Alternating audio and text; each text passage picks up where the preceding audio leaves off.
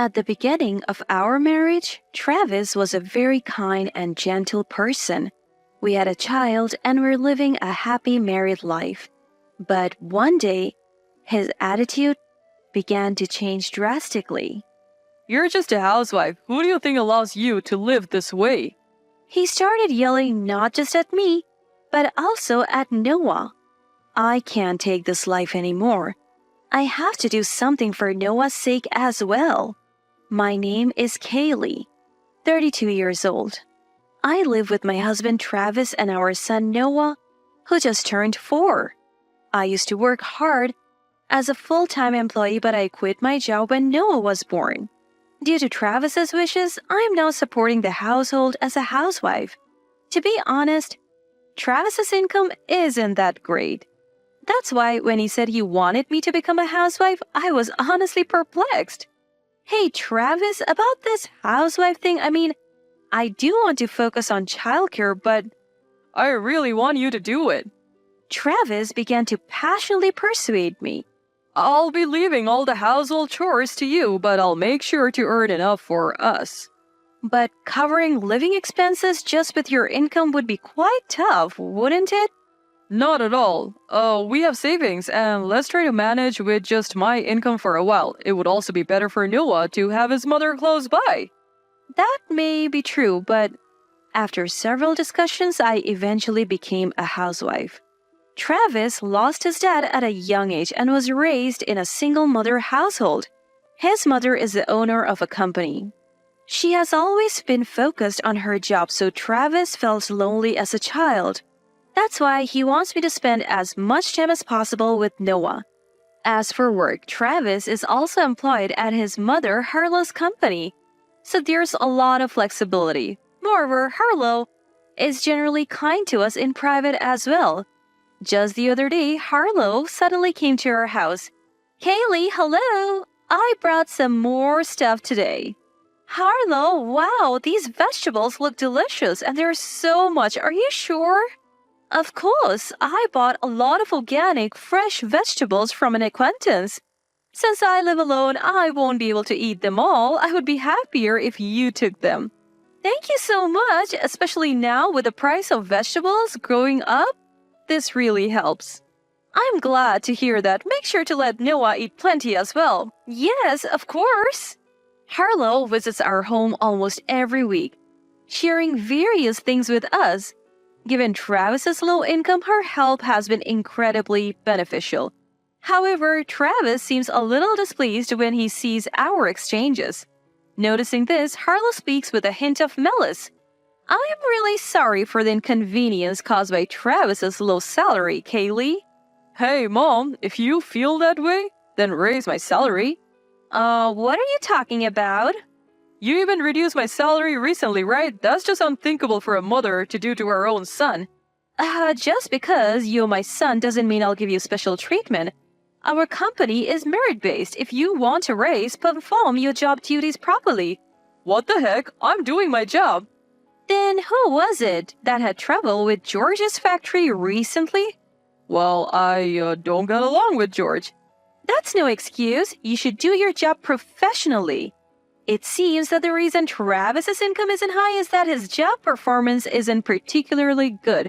Harlow compensates for this by taking care of us, so we have been able to manage without any particular financial difficulties. Despite this, Travis feels no gratitude towards Harlow. On the contrary, he still resents her for reducing his salary. Since the pay cut, Travis had started to take out his frustration on me. The other day when Travis came home from work, he was in an exceptionally foul mood and more irritable than usual. Welcome home. The moment I greeted him, he began to complain with a sigh. Jeez, what the heck is going on with my company? Even though I'm the boss's son, they keep giving me these long lectures. Wait, what happened? That awful boss of mine knows I'm the son of the company owner, but he keeps bossing me around. It's really annoying, you know? Well, he's your boss. What does that have to do with Harlow? Huh? Now you're making fun of me too, acting all smart even though you're just a housewife? Lately, he's been constantly complaining about his job at home. Worse still, he started complaining to me, a housewife. I couldn't take Travis's unreasonable complaints anymore. Look, Travis, I get that you're frustrated because your work isn't going well, but your attitude is really bad. Huh? Unlike you, lazing around at home, I work from morning to night. Lazing around, taking care of the house, and raising a child takes up my whole day, you know. Don't talk back to me. You're probably just watching daytime TV and snacking all day, right? Must be nice to be a housewife with all that free time. That's not fair. Besides, it was you who initially said you wanted me to be a housewife.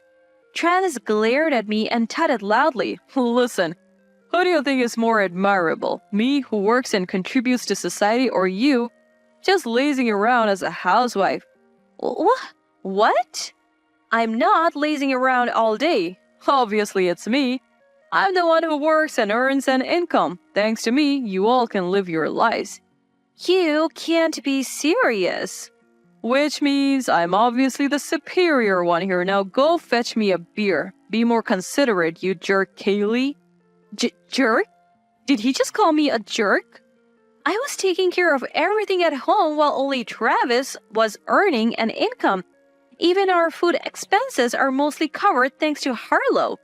Travis's unkind remarks had finally pushed me over the edge, but I held back from responding knowing he would just repeat the same comments. He can't even operate a washing machine by himself. Despite that, he continues to complain to me. Just a few months ago, he wasn't like this. He used to be much calmer, kinder, and always put Noah and me first. Could the pay cut be the reason for his changed behavior? But as Harlow pointed out, Travis should also take responsibility for the pay cut.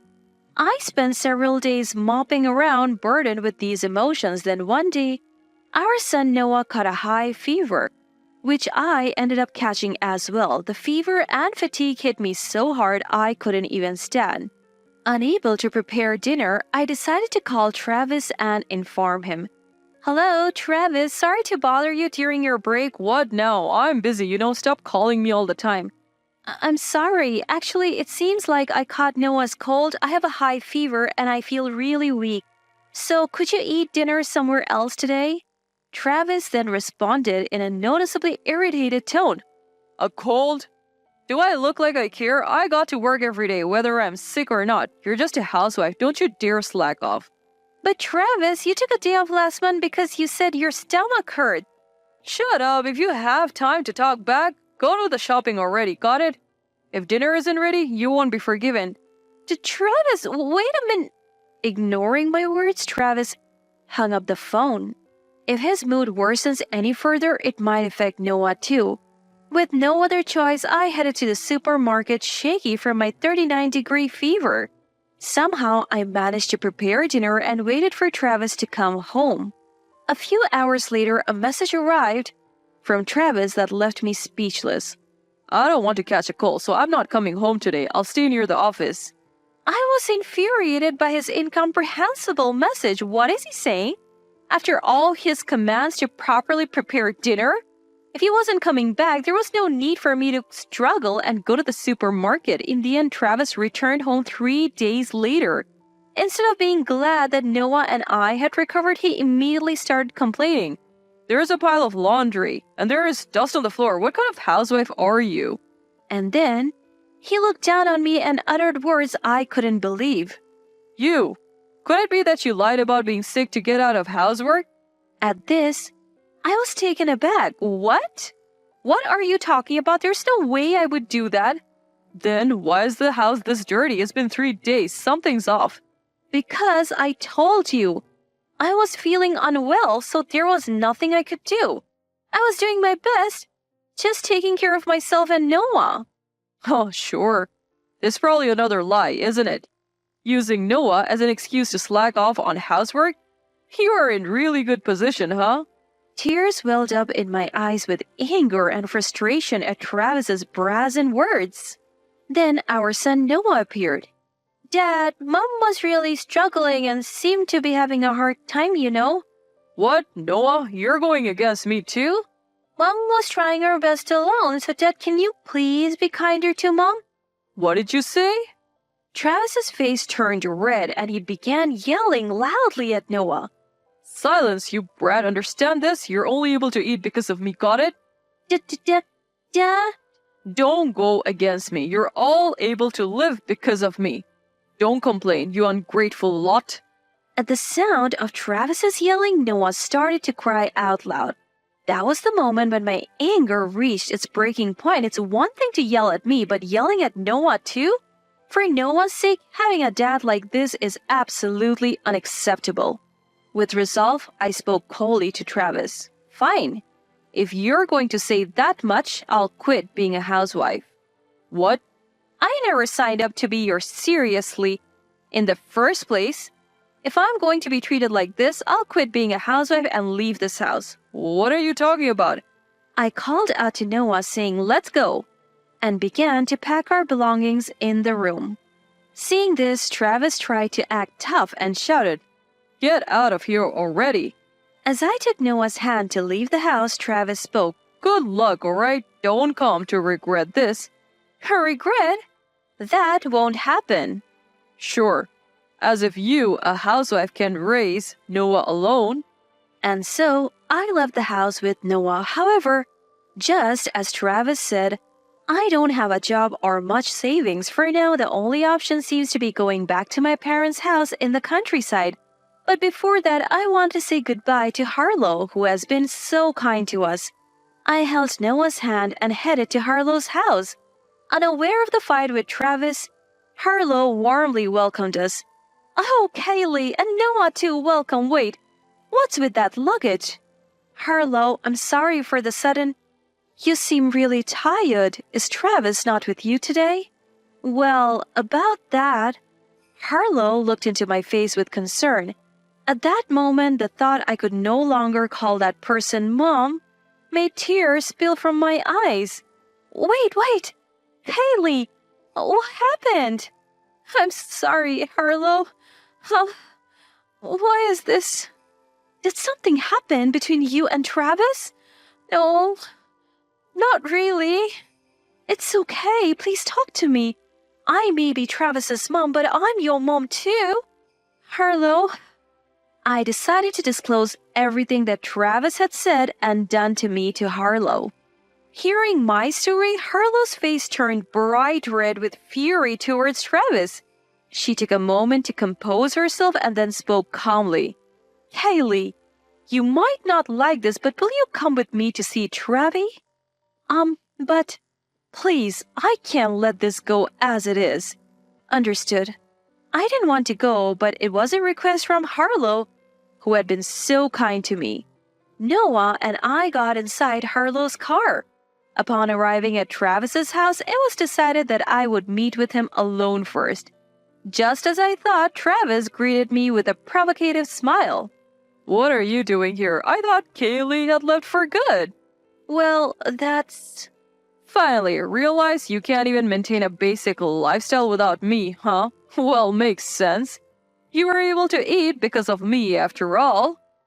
Looks like you finally realize how great I am. Without me, you're just a useless housewife who can't even eat.